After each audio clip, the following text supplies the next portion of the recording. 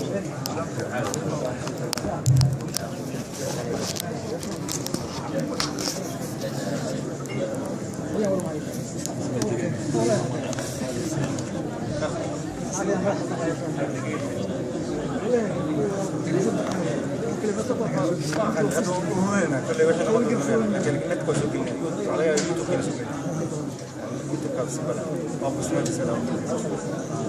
شاء الله الآن نأخذ درس المعاملات، وبعد المغرب محاضرة حول الأسرة للشيخ الدكتور سلطان إن شاء الله.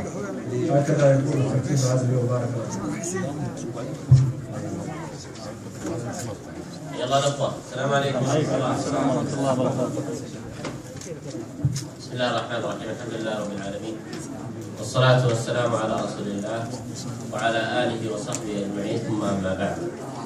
أخذنا بحمد الله ونعمته وفضله في الدروس الماضية جملة من المواضيع، فقبل أن نبدأ في موضوع اليوم، هل في أحد عنده استفسار حول ما سبق أم ندلف إلى موضوع اليوم؟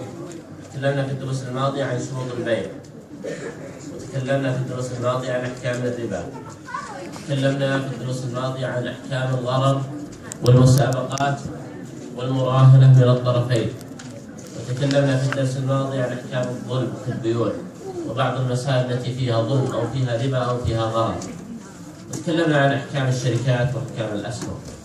فندلف إلى الموضوع ولا في استفسار يا إخوان؟ طيب ندلف إلى الموضوع اليوم، فنقول مستعينين بالله تبارك وتعالى. ثمة مسائل في البيوع عامة، وثمة مسائل في تعاملاتنا على وجه العموم.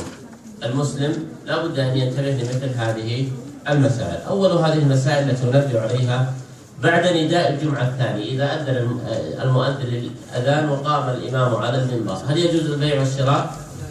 لا يجوز، لقول الله تعالى: يا أيها الذين آمنوا إذا نودي للصلاة. طيب لو كان في واحد يبيع مساويك برا، مسواك جاء من السعودية ولا عندكم مساويك هنا؟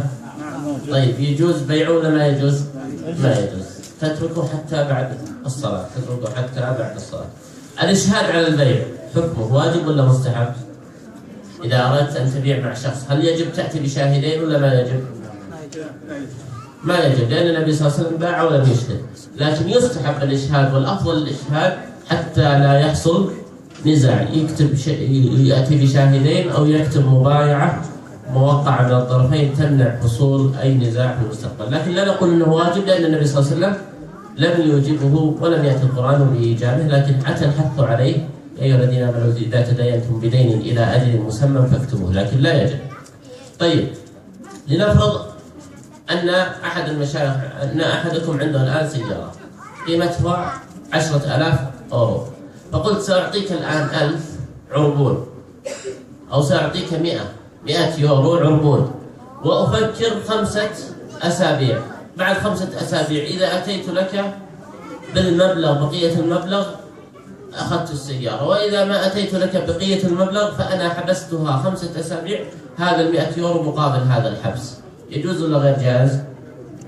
هذا بيع العربون، وهو مما ورد فيه الخلاف، لكن الراجح جواز لفعل عمر بن الخطاب رضي الله عنه. طيب الآن حقوق المؤلفين والاسم التجاري، الواحد عنده حق ولا اسم تجاري مشهور في البيع والشراء، أو حق تأليف أو حق معنوي أيا كان، هذا يجوز بيع وشراء ولا ما يجوز؟ ها يا أخوان؟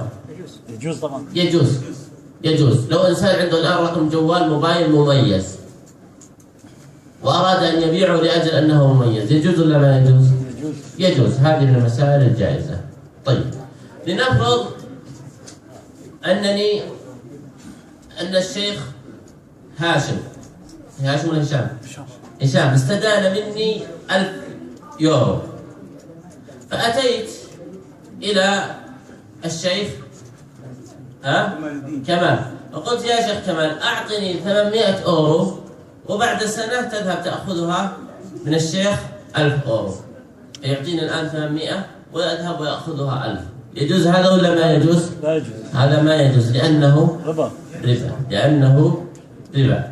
طيب لنفرض أن الشيخ هاشم أنا أطلب منه 1000 أورو بعد سنة يوفيها، فقلت له: ما رأيك يا شيخ هاشم تعطيني الآن 900 والوجه من الوجه أبيض صافي، يجوز ولا ما يجوز؟ أنا أطلبه 1000 أورو بعد سنة، أبعت له سيارة وقال لي بعد سنة أعطيك 1000 أورو، قلت خلاص. بعد شهر قلت لماذا لا تعطيني الآن وأخصم لك 100 أورو؟ فقال على بركة الله. يجوز هذا الفعل ولا ما يجوز؟ يجوز، لأنه ما في ربا وإنما فيه إسقاط. أسقطت بعض حقي فقط، ما أخذت زيادة ولم أفعل ربا، فهذا من المسائل الجائزة. طيب، من المسائل المهمة في تعاملنا مع غير المسلمين، لا يجوز أن نقول لليهود والنصراني السلام عليكم، صح؟ يجوز ولا ما يجوز؟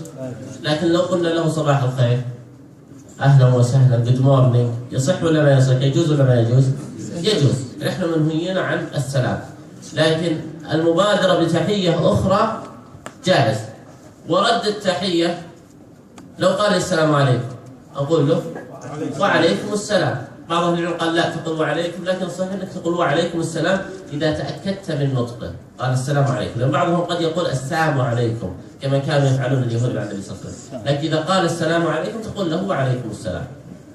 إذا أردت أن تصبحه وتقول صباح الخير، مساء الخير، جود مورنينج، جود إيفنينج، هذا جائز ولا غير جائز؟ جائز. نحن منهيون عن قول السلام عليكم. طيب، ما حكم مصافحته؟ مد لك يده فمددت يدك، جائز ولا غير جائز؟ جائز. جائز، لأنه لم يأتي نهي عن مصافحة اليهودي ولا النصراني. كذلك طيب، مسألة أخرى، مصافحة المرأة جائز ولا غير جائز؟ غير جائز، والأدلة عليها كثيرة، والأئمة الأربعة كلهم على تحريمها، ولم تأتي الفتاوى الشاذة إلا متأخرة، والعلماء المتقدمين على تحريم مصافحة المرأة. ويحسن بالإنسان أنه يرد برد لطيف أن هذا محرم أو ما شابه ذلك، أو يكون معه، بعضهم يقول أذهب إذا خفت أن أنحرج في بعض المواقع، يكون معي بعض الهدايا التوجيهية عن الإسلام ككتيبات أو كروت أو ما شابه ذلك، وإذا سلم الشخص ما أرده هكذا، وأقدم له هدية من جيبي أو مطوية أو ورقة صغيرة كانت مثلا فيه بعض الأشياء التي تهمه في دينه، فأكون قد كسبت. كذلك العكس، لو أن امرأة مد إليها رجل يدها لا يجوز لها أن تمد إليها يده، لكن تعتذر أو يعتذر الرجل بأسلوب لطيف ويبين أن هذا غير جائز في الدين. طيب، لو أهدى لك يهودي أو نصراني كتاب أو قلم أو ما شابه ذلك، يجوز تقبل الهدية؟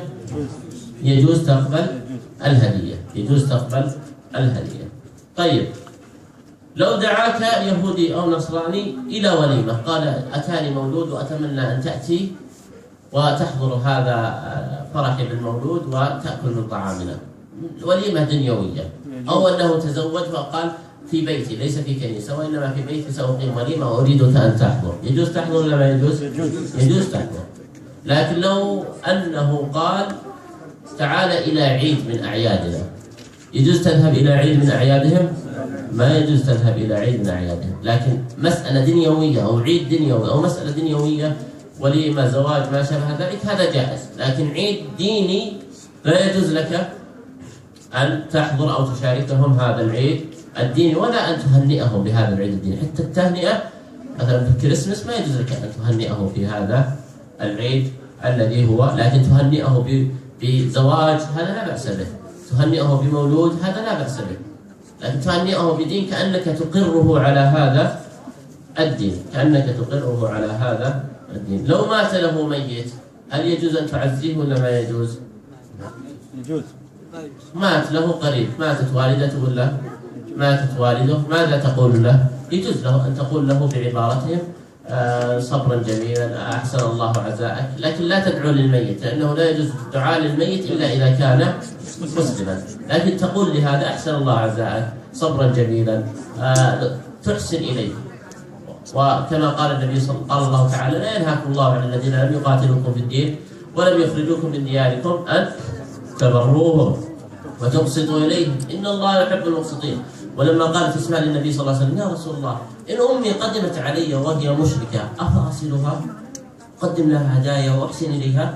قال النبي صلى الله عليه وسلم نعم صلي أمك. فثمة علاقة بيننا وبين اليهود والنصارى لا بد أن تكون، إذا كان ليس بيننا وبينهم عداوة الأصل أن تكون بالإحسان، لأن الإحسان يفتح قلوبهم إلى الدخول في الإسلام، يفتح قلوبهم إلى الدخول في الإسلام. لكن ثمة أشياء نحن قد نهينا عنها لا نتجاوزها. البداء بالسلام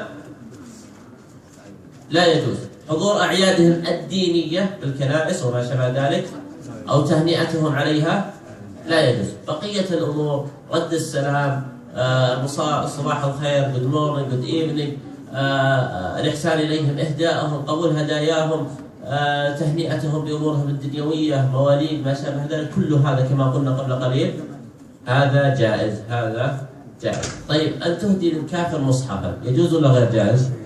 المصحف ذاته لا يجوز، لكن ترجمة معانيه جائز، وتفعل المصلحة في ذلك، تفعل المصلحة في ذلك، لكن الترجمة الأصل فيها الجواز، لكن ذات المصحف لا يجوز أن تهديه لهم. طيب لو أراد كافر أن يدخل للمسجد وقال أريد أن أراكم وأنتم تصلون، وجاء شخص يمنعه، هل له حق أن يمنعه؟ لا، ما له حق. من حقه أن يدخل المسجد ويرانا ونحن نصلي ويشهد جمعانا. وقد حدثني أحد الأخوة في أحد المراكز القريبة من هنا أن امرأة أتت وأرأت صلاتهم وأعجبت بها، امرأة فنلندية، لكن لا تريد أن تدخل في الإسلام، فأتت بأطفالها الأربعة وقالت علموهم الإسلام واجعلوهم مسلمين وحفظوهم والقرآن وعلموهم. فصارت تأتي بهم كل أحد وتجلس عند الباب، ترى المسلمين وهم يصلون وترى أبنائها وهم يدرسون دينهم، ثم تخرج. أعجبت بالإسلام لكن ظروفها ربما ما مكنتها، نسأل الله لها الهداية، لكن 4 من أطفالها كلهم مسلمون. وهذه حدثني بها الأخ عبد السميع هو عبد السميع، يقول إلى الآن أبنائها أنا أدرسهم القرآن وأحفظهم. فإنسان قد عثمان بن عفان ما الذي جعله يسلم على عهد النبي صلى الله عليه وسلم؟ كان في سارية من سواري المسجد فرأى المسلمون وهم يصلون مرة ومرتين، يوم ويومين وثلاثة، حتى دخل الإسلام في قلبه. فلو طلب منك شخص قال أريد أن أحضر مسجدكم، ما تقول له لا أنت كافر، لا، حياك الله وتعال وانظر إلى صلاتنا وانظر إلى عبادتنا، وأنت لا إكراه في الدين، لا إكراه في الدين. طيب إذا أراد شخص أن يسلم، بعض الناس إذا أراد شخص أن يسلم مباشرة يضع أمامه عوائق حتى يفر من الإسلام. لا، بالعكس يا أخوان، مثلا يأتي يقول لازم أول شيء أول ما يذكرون له لازم ختان. الختان يا أخوان إذا كان كبيرا ويخاف على نفسه الضرر لا يجوز له الختان، وإذا كان ما يخاف على نفسه الضرر فجمهور أهل العلم يقولون ليس بواجب. إذا كان كبيرا ودخل في الإسلام جمهور أهل العلم يقولون ليس بواجب. فلا ينبغي لنا أن نذكر مثل هذه التفاصيل لمن يريد أن يسلم، ربما تنفره عن الدخول في الإسلام. إذا أراد أن يسلم علم بهذه المعلومة بعد شهر شهرين، أراد أن يختتن فبها، ما أراد أن يختتن هو شأنه، يعني ليس شرطا من شروط الإسلام. النبي صلى الله عليه وسلم لما بعث معاذا إلى اليمن ماذا قال له؟ ادعوهم إلى شهادة أن لا إله، أول شيء إيش؟ شهادة. فإنهم أطاعوك لذلك فأخبرهم أن الله افترض عليهم 5 صلوات. طيب فإنهم أطاعوك لذلك فأخبرهم أن الله افترض عليهم زكاة تؤخذ من أغنيائهم وترد على فقرائهم. فلاحظ ما بدأ أجمع كل شيء، لا، حبة حبة. أول شيء شهادة أن لا إله إلا الله. لنفرض أن امرأة أرادت أن تسلم، لا ينبغي لنا أن نقول لا بد أن تنفصلي من زوجك أو ما شابه ذلك، دعها تدخل في الإسلام. حتى لو أسلمت وقالت ما أريد أن أنفصل من زوجي، لنفرض، أيهم أفضل؟ تبقى كافرة أو ملحدة أو كتابية، أو تبقى مسلمة وتخطئ هذه الخطيئة تستمر مع زوجها؟ تقابل الله بأي عمل أفضل؟ تدخل شهادة أن لا إله إلا الله وتبقى موحدة، ولعل الإيمان كلما توغل في قلبها وازداد يكون سببا لبعدها عن زوجها، أو ربما وهذا كثير يسلم زوجها. فلا ينبغي أن نبادر بعض من يريد الإسلام بمثل هذه الأمور، الختان، الفرقة بين الزوجين. هذه الأمور تكون مراحل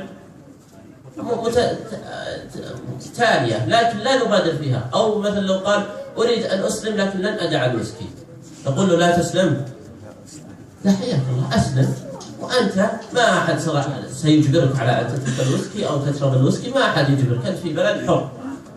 إن أردت في المستقبل تتركه ورأيتها مصلحتك تتركه اتركه. لكن لو قال شخص لا يا تسلم أدرك الوسكي، يا لا تسلم خليك أحسن لك لا تسلم، يصبح هذا نفرته عن الإسلام بغير علم منك. بعض الصحابة أتى إلى النبي صلى الله عليه وسلم فاشترط عليه، قال أنا سأسلم لكن لن أفعل كذا وكذا.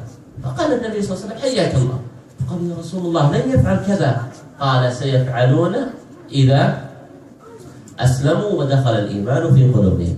فلا ينبغي لنا أن ننفر غير المسلمين بمثل هذه الأمور، ينبغي لنا أن نستقبله ببشاشة وجه وحسن. حتى بعض الناس أول ما يسمع يقول يا الله اذهب اغتسل. الغسل عند الجمهور لغير المسلم إذا أسلم ليس بواجب إلا إذا كان عليه جنابة، فقل لأنك عليك جنابة فإنك تغتسل. لكن لأجل الإسلام هل يجب الغسل؟ جمهور أهل العلم يقولون لا يجب. كيف يجب عليه الدخول في الإسلام؟ ماذا يدخل؟ يكفيه أن يقول أشهد أن لا إله إلا الله وأن محمد رسول الله فقط. هذه تخرجه من غير الإسلام إلى الدخول في الإسلام. بقية الأمور وبقية العقبات التي يضعها بعض الناس تجعله ربما يتردد في الدخول في الإسلام، مثل الاختتام، مثل الفرقة، مثل ما إلى آخره. إن سأل في المستقبل تبين له الحكم الشرعي، لكن لا تجبره، لأنك في بلد لا تستطيع أن تجبره. ولا أن يبقى يشرب ويسكي وهو يقول لا إله إلا الله خير أن يلقى الله وهو ملحد أو وهو غير مسلم. فينبغي أن يكون لنا فقه. لذلك النبي صلى الله عليه وسلم قال لمعاذ أول ما تدعوه إليه شيء واحد فقط وهو شهادة لا إله إلا الله وأن محمد رسول الله. ثم المرحلة الثانية إيش؟ الصلاة. المرحلة الثانية الصلاة. تهنئة الكافر المسلم الجديد، هل يجوز أن تهنئه؟ يجوز أن تهنئ المسلم الجديد، وقد ورد عن هذا عن الصحابة. أول ما يسلم الشخص أول شيء ينبغي لنا أن نحسن أول شيء استقباله ونهنئه ونكرمه، ويرى هذا الأمور العظيمة في ديننا أننا دين تواد دين تحاب. ترى هؤلاء يغبطون عليها. النبي صلى الله عليه وسلم قال ما حسدتكم اليهود مثل ما حسدتكم على إيش؟ السلام. وأنا أقول لكم ما حسدكم غير المسلمين بقدر حسدهم لكم أيها المسلمون على قوة علاقاتكم الاجتماعية. علاقاتهم كما ترونها، أنتم تخبرونني، أنا أعلم عنكم ولست أعلم منكم بهذه، أنا أتعلم منكم كما ترونهم. هل علاقاتهم الاجتماعية مثل علاقات المسلمين بعض البعض؟ لا. فإذا دخل في الإسلام فينبغي لنا أن نكون نحن وإياه كالأسرة المسلمة الواحدة. إذا حزن نحزن لحزنه، وإذا فرح نفرح لفرحه، وإذا أصابته حاجة نحاول قدر استطاعتنا أن نسد حاجته. ينبغي لنا أن نوجد هذا الألفة في قلبه، وهذا الذي ترغبه وتزيده في الإسلام. طيب لو أتى طفل صغير عمره 8 سنوات قال أريد أن أسلم، أبويه غير مسلمين، جاء شخص قال لا اذهب صرت كبير تعال، يصلح هذا؟ ما يصلح. حتى لو طفل صغير يقبل منه الإسلام، ولذلك أحد الصحابة أسلم قبل أهله فصار يحفظ بعض القرآن، ثم أسلم أهله وكانوا بعيدين عن المدينة قليلا. فلما أسلموا قال لهم النبي صلى الله عليه وسلم اجعلوا من يؤمكم أكثركم قرآنا. من صار أكثر من قرآن؟ الصغير عمره 7 سنوات، فصار يؤمهم لأنه أسلم وتعلم أكثر من علمهم. طيب ولي المسلمة وحدها أسلمت وأرادت أن تتزوج غير مسلمة ولا لها أقارب مسلمين، من هو وليها الذي يعقد لها النكاح؟ القاضي أو إمام المركز الإسلامي أو إمام المسجد الذي ينوبه مقامه. طيب الأصل أن البقاء في بلاد المسلمين إذا كان لمصلحة أو كان المسلم يستطيع أن يظهر دينه أن هذا جائز، لكن إذا ما استطاع أن يظهر دينه وكان ليس مصلحة في بقائه فإنه يرجع إلى بلده. أما إذا كان يستطيع أن يظهر دينه ويقيم الصلوات بلا مضايقة هذا يجوز له أن يبقى في البلد، إلا أنه إذا كان في غنى عن البقاء في هذا البلد وأموره المادية تحسنت ولله الحمد استطاع أن يرجع إلى بلده ولم يكن هناك في بلده مشاكل فإنه لا أولى به أن يرجع إلى بلده. طيب لو إنسان ما أراد الصلاة ولا وجد مكان يصلي فيه إلا كنيسة، هل يجوز أن يصلي فيها ولا ما يجوز؟ لا. إذا كان ما فيها تصاوير يجوز، إذا ما وجد إلا هذا المكان، ومثلا المكان الثاني ما استطاع. لكن إذا كان فيها تصاوير فالأولى ألا يصلي في هذه الكنيسة. طيب، في مسألة مهمة، لو أن واحد عنده دجاج، مطعم دجاج تعرفونه، نصراني أو يهودي، ويطبخ هذا الدجاج على خمر حتى يكسبه، حتى يطبخه عليها وما شابه ذلك، لكنك لو أكلت كثيرا منه لن تسكر. نقول الأولى ألا تأكل منه هذا، لكن لو أكلت جائز ولا غير جائز؟ جائز، لأنك لو أكثرت منه فإنك لا تسكر، والضابط في الشيء هل هو حلال أو حرام، أنك إذا أكثرت منه سكرت. لو شربت 1 ملي يكون حرام، لكن لو أنك شربت منه كثيرا لم تسكر هذا ليس بحرام. والشيء بالشيء يذكر. ما حكم التطيب بالأطياب العادية هذه، جائز ولا غير جائز؟ جائز. الخمر نجاستها معنوية وليست ذاتية، يعني لو سقط عليك كأس خمر وملأ ثيابك هل يجب عليك أن تغسله؟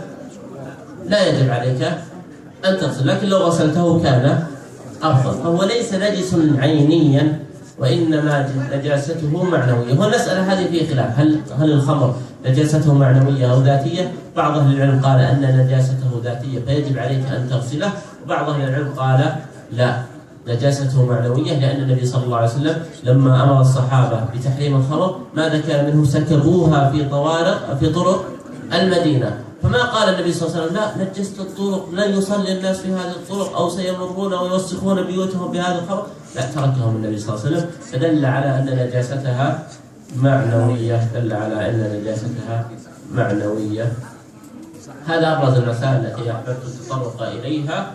وأنا ألتمس قبل أن نبدأ بالأسئلة ألتمس إذا كان من الشيخ عبد الرزاق أو الشيخ هاشم بعض التعليقات على بعض ما ذكرت، لأنه أعلم بحال القوم سواء في التعامل مع المسلم الجديد أو ما شابه ذلك.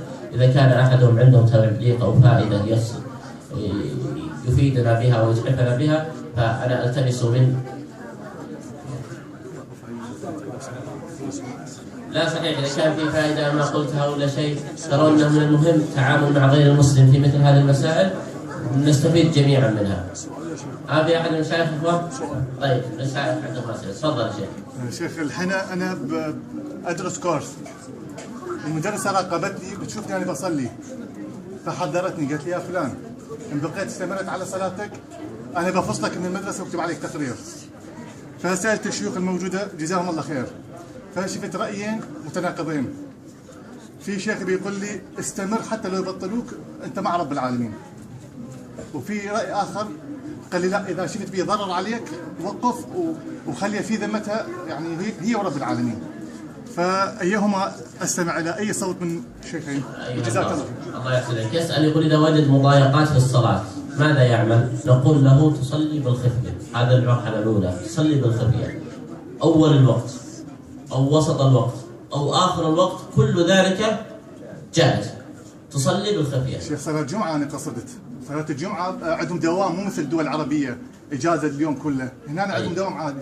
طيب، بالنسبة هذا مسألة أولى. طيب، صلاة الجمعة نقول إذا كان الإنسان سيلحق به ضرر مادي بسبب صلاته للجمعة، وكان هذا يعني مثل دراسة معينة أو عمل مؤقت، فنقول له يغفر الله لك، لا تصلي مع الناس واعمل بهذا العمل. يعني الإنسان عنده عمل مؤقت وسينتقل إلى مكان آخر قريبا، لكن هذه الفترة لا يستطيع أن يصلي الجمعة مع المسلمين، وإذا ترك العمل فصل من العمل وصار عليه ضائقة مادية وبدأ يتكفف الناس. نقول إذا صار على الإنسان ضرر مادي يمنعه من الصلاة من الجمعة، نقول له يغفر الله لك. لكن إذا استطاع إلى الصلاة الجمعة بأي سبيل كان وبأي طريق كان بلا ضرر أو ضرر يسير فإنه يبادر لصلاة الجمعة. هذه قاعدة عامة، وكل إنسان يفتي نفسه، الإثم ما حك فيه النفس، وإن أفتاك الناس وأفتوك، إن رأيت فيه ضرر أو ما رأيت فيه ضرر. الضرر هل هو كبير أو يسير. إذا كان ضرر كبير على نفسك أو على مادتك أو على مستقبلك الوظيفي أو الدراسي فهذه لا أحكام والضرورة لا أحكام. أما إذا كان ضرر يسير أو أمر يسير أو تستطيع أن تذهب إلى مديرة هذه المدرسة وتقول هذا الذي جرى ومديرها أو مديرتها سيمنعها من مثل هذا الكلام، فإنك في هذه الحال تخفف الضرر عن طريق القانون. وأتصور أن القانون لا يسمح لها بمثل هذا الكلام، لكن أنا ما أعلم طبيعة حالكم. أنا أقول هذه قاعدة عامة لكل إنسان، إذا كان يستطيع أن يصلي أول الوقت في الصلاة العادية أو وسط الوقت أو آخر الوقت فذلك جائز.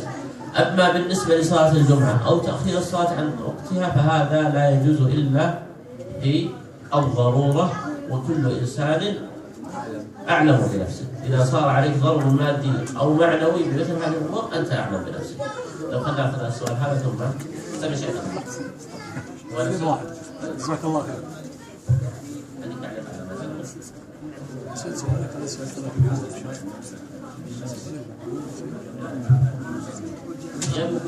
يبحث عن عمل آخر يستمر هذه الفترة القريبة. إذا صار مستمر نقول له لا نقول لك اليوم اذهب وافصل، لا، لكن اسعى بقدر ما تستطيع أنك تنتقل إلى عمل آخر أو مكان آخر، والله الذي يعلم ويقدر. لكن لا نقول لك الحين افصل من العمل أو اترك العمل، لكن تحرص على أن تبحث عن عمل آخر. وأغلب الناس في أعمالهم ينتقلون من عمل إلى عمل أو مكان إلى مكان.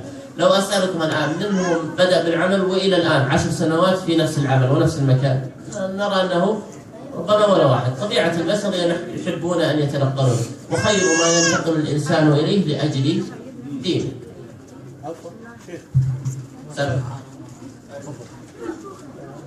قلت في كلامك لا يجب أن نذهب في الأفراح مع المسلمين أو اليهود إلى الكنائس، ولكن هل ممكن إذا ذهبنا للعزاء مثلا؟ أحسنت. يسأل عن العزاء في الكنيسة. نقول يجوز لك أن تعزي في بيتك، ويجوز لك أن تعزي خارج الكنيسة، ويجوز لك أن تعزي في المقبرة، لكن حضورك للكنيسة في العزاء يتضمن إقرارك لبعض المراسم الدينية عندهم، فلا تحضر في الكنيسة بالعزاء، لكن برا الكنيسة في البيت في المقبرة جاهز. ليس بالضبط في الكنيسة، لكن هنا لما لدفن مسيحي أو يهودي تكون في المقبرة مكان زي بيت صغير ويدخل لهم مراسم معينة. هذا المكان لا تدخله.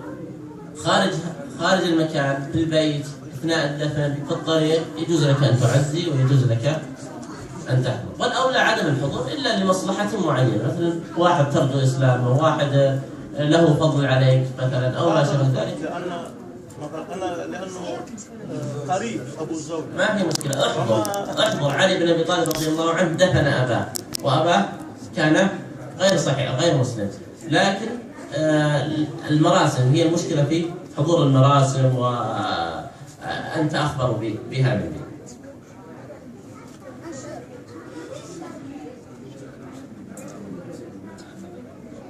ورد عن بعض الصحابة أنهم صلوا، يسأل يقول الصلاة في الكنائس، نقول ورد عن بعض الصحابة أنهم صلوا في كنائس لكن ما فيها صور. ورد عن بعض الصحابة أنهم صلوا في كنائس ما فيها صور، لكن الإنسان الأولى فعلا الأولى أن لا يصلي مثل هذا الطريق، ولا نصلي في طريق أو في شارع أحب إلي من أن أصلي في كنيسة. لكن لنفرض أني ما وجدت إلا كنيسة برا غير مسموح، ما يسمح به النظام، لا يسمح النظام خارج هذا المكان، فأترك الصلاة ولا أصلي في كنيسة؟ أصلي في كنيسة إذا كان ما فيها صور. هذه يعني مسألة، لكن الأولى الإنسان أن يبتعد عن الصلاة ويقيم شعائر الله في المسجد. وأنا أحرصكم على الصلاة في المسجد والصلاة في الجماعة، فمن أقوى ما يقوي الإيمان القرب من أطوارك والصلاة مع الجماعة، واركعوا مع الراكعين. الإنسان إذا ابتعد، أنتم ترون في أنفسكم ونحن نراه في أنفسنا، إذا ابتعد الإنسان 3 أيام عن المسجد قسى قلبه حتى لو يصلي في البيت. لكن صلى في المسجد اليوم وبكره وغدا وبعد غد وبعد غد، كلما قرب من أخوانه وصلى مع الناس وأمن مع الناس وكبر مع الناس وركع مع الناس وسجد مع الناس، كان هذا أقوى لقوة إيمانه وأقرب.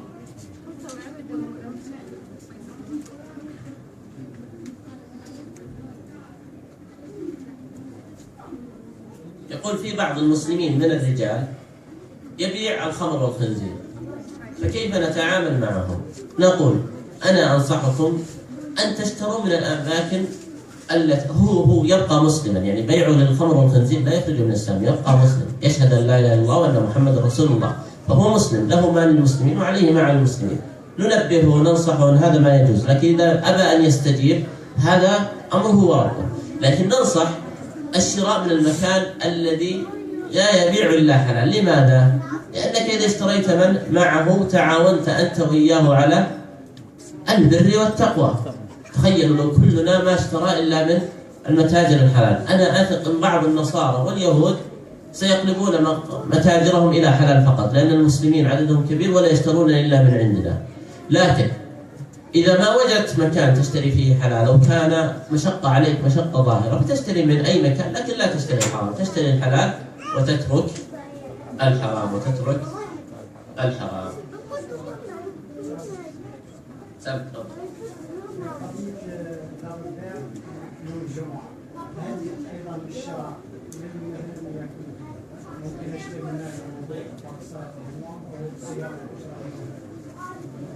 إذا الأولى الإنسان أن يذهب قبل أذان الجمعة، هو الأذان الثاني اللي هو قبل الخطبة ب10 ثواني مثلا أو وقت وقوف الإمام على المنبر. الأولى الإنسان أن يستبق الذهاب للجمعة بالوضوء والذهاب إلى المسجد ويأتي قبل الصلاة، لكن لو احتاج إلى أن يستأجر سيارة تجرى أو ما وجد الماء وأراد أن يشتري ماء للوضوء فللضرورة أحكام.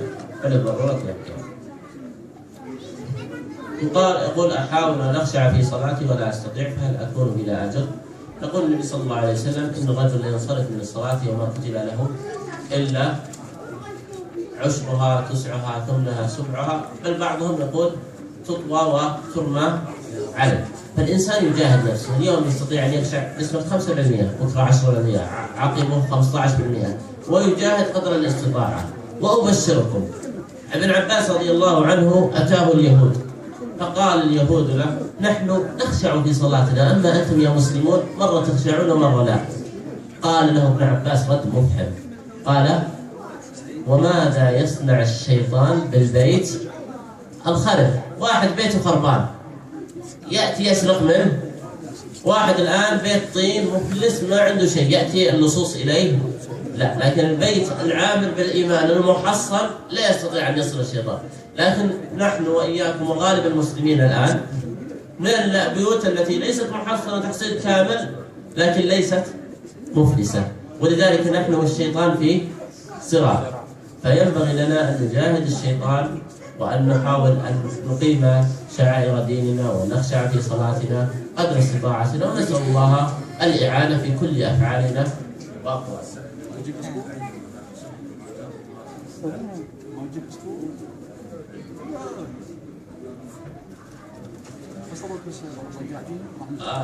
أحسن. يقول إنسان سمع وعيد النبي صلى الله عليه وسلم قول النبي صلى الله عليه وسلم من ترك 3 جمع انتهاء طبع الله على قلبه، هل يجوز له يصلي مرتين، يصلي مرة ويترك مرتين حتى لا يطبع الله على قلبه؟ جمعة واحدة يقع في إثم عظيم، يعني متساهلا متهاونا بلا سبب، هذا في إثم عظيم، في إثم عظيم. لكن إذا كان الإنسان مضطر كما قلنا الحالات الضرورة لا أحكام، الضرورة عادة ما تكون مؤقتة وليست دائمة، والإنسان يبحث عن ما يزيل هذه الضرورة بعمل آخر. لو الإنسان يستطيع والله مضطر، لكن مرة يستطيع أن يصلي ومرة ما يستطيع، نقول إذا استطعت في أحد المرات يجب أن تحضر، لكن لو مرة ما استطعت وصار عليك حرج ومشقة ظاهرة فإن الله يغفر لك ما دام يعلم من قلبك الحب في هذه الصلاة والحرص، وأنه ما منعك إلا خشية الضرر على مالك أو على ولدك أو على وظيفتك أو ما شابه ذلك. واضح أيها الإخوة؟ واضح. بقي شيء؟ آخر سؤال، تفضل.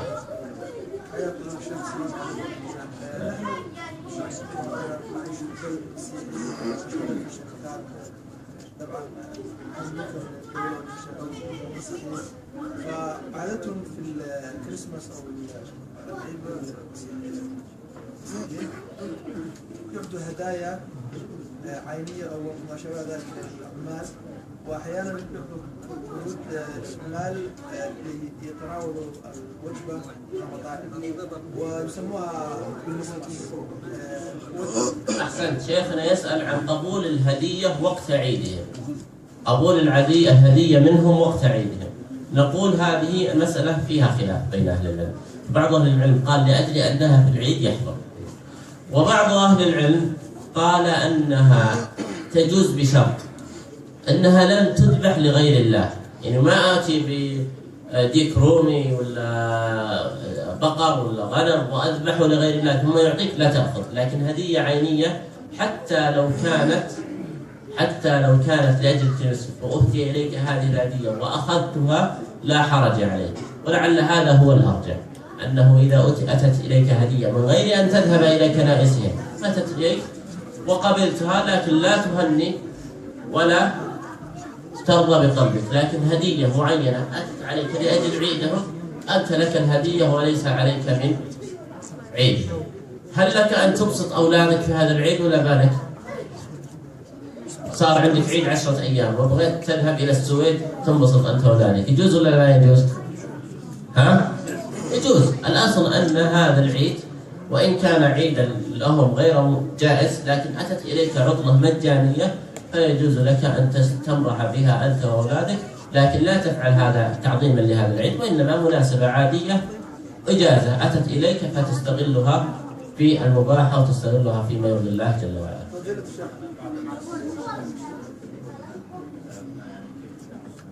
البنوك يا اخوان لاجل انها ربويه، فالاولى بالانسان والواجب على الانسان ان يهرب منها هروبا، يحاول ان يبحث قدر الاستطاعه عن عمل اخر، وإن استطاع أن وكان عليه ليس عليه ضرر مادي اليوم يقدم استقامته. لماذا يا أخوان؟ لأنك النبي صلى الله عليه وسلم لعن آكل الربا وموكله وكاتبه وشاهديه، فأنت تكون إيش في هذا العمل؟ كاتب، حتى لو كنت قوام، أن تحرس المحرم، فينبغي عليك أن تبتعد من هذا العمل وأن تفر منه فرارك من الأسد.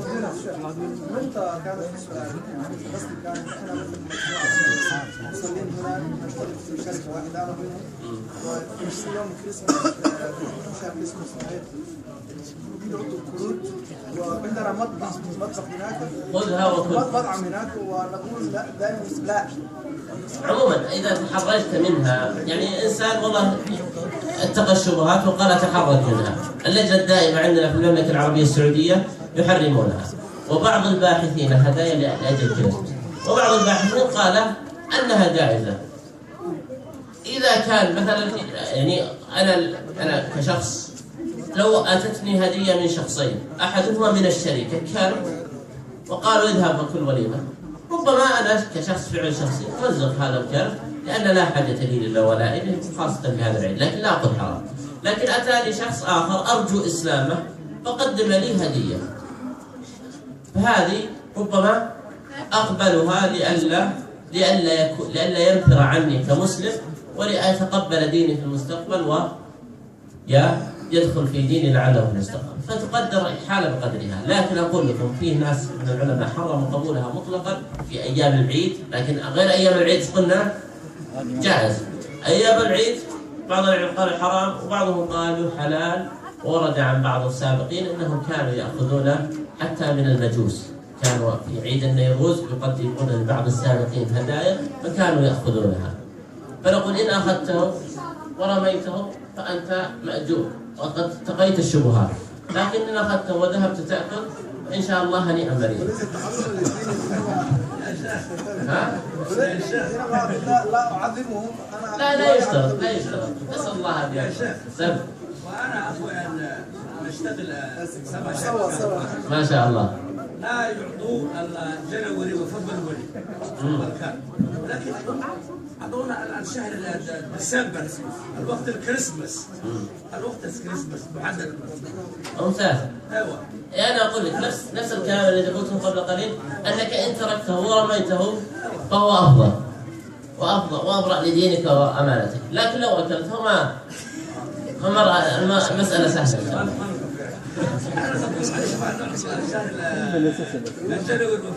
واولى من هذا كله ان تعطيه فقيرا فتتصدق به على فقير وتقول اذهب وسد جوعك بهذا. لأن الشيخ عبد الله يقول الذي أكل ما نكفره. لا ولا نفسقه. لا نؤثمه، ليس بآثم إن شاء الله، لكن لا يكون مذبوح لأجل. عفوا شيخ، سؤال مهم جدا. قبل مدة أنا أخذت من المحلات الشرقية، هم إسلاميين طبعا، أخذت دجاج ما أعرف بعدين شفته بالبيت دنماركي. شو الحكم هذا الدجاج؟ دجاج إيش؟ دنماركي. فأعرف الدنمارك يعني يقولون إنه دولة كتبت على الرسول عليه الصلاة والسلام وبعض الأمور. ناس قالوا خلاص. الأصل الجواز، النبي صلى الله عليه وسلم قال. شو المحل الإسلامي يعني شرقي مو إنه. أما بالنسبة للدجاج فلم أصل فيه الجواز لأن النبي صلى الله عليه وسلم قال سموا الله وكلوا. أما اللحوم الإنسان يتحرج منها إذا ذبحت من قبل أهل الكتاب، لأنها ربما تموت بالصع قبل بالمسدس. لا شيخ عفوا محل إسلامي مو مشكلة على الذبح ماله، هو محل شرقي يعني. لكن دنماركي. بس كيف دنماركي يعني ما أعرف. بالنسبة الذي يأتيك من ناس سبوا النبي صلى الله عليه وسلم، نقول الأولى بك أن تترك منتجاتهم حتى يتأدبون، لكن لا نستطيع أن نقول يجب عليك أو حرام إذا فعلت، لا نقول الأولى بك حتى يتأدبون. سمعت في فرق يعني لحوم الدجاج واللحوم الدجاج حتى ذبح يعني تموت ما تقطع رأسه. هذا حرام. أنا أتكلم عن الذي يذبحونه بالطريقة اللي هي الطريقة الإسلامية، يذبحونه ويقطعون رأسه ويصفون بقطع الرأس، هذا حلال. ما تقطعون بالرجلين وتفوت هكذا. هذا ما تدري. طيب إذا كتب عليها حلال